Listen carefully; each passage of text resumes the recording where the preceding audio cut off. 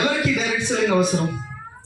ఎవరికి అవసరం అనుకోనంటే ఎవరికైతే క్యాపిటల్ లేదు, డబ్బులు మీరు పెట్టుబడి పెట్టి బిజినెస్ చేయాలనే ఆలోచన ఉంది కానీ పెట్టుబడి పెట్టి మీకు స్తోమత లేదనుకున్నాం, అలాంటి వాళ్ళకి డైరెక్ట్ సెల్లింగ్ ఇండస్ట్రీ.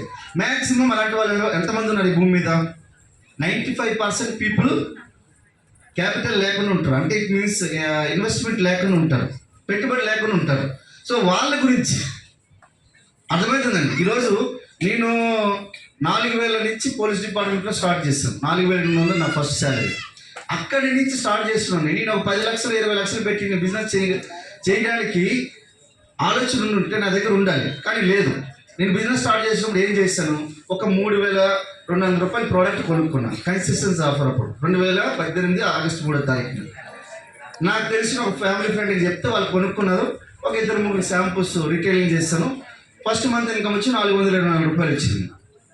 సో మీరు చూడండి, బయట బిజినెస్లో మీకు 20 లక్షలు 50 లక్షలు కోటి 2 కోట్లు 5 కోట్లు 10 కోట్లు మీరు పెట్టినా మీకు 2-3 సంవత్సరాల తర్వాత రిటర్న్ రావడం జరుగుతుంది. ఆన్ ది స్పాట్ రాదు.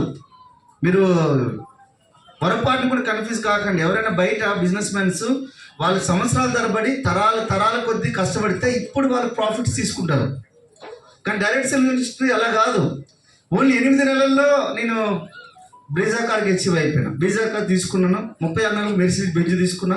ఈరోజు నా ఫ్యామిలీ ఐడి కాకుండా నా యావరేజ్ ఇన్కమ్ 15 లక్షలు. మీరు బాగా చదువుకున్నారా?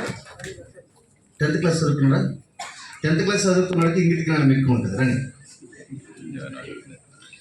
ఎక్కువ చదువుకున్న వాళ్ళకి ఏంటంటే మన మాట మనం విన్నాం.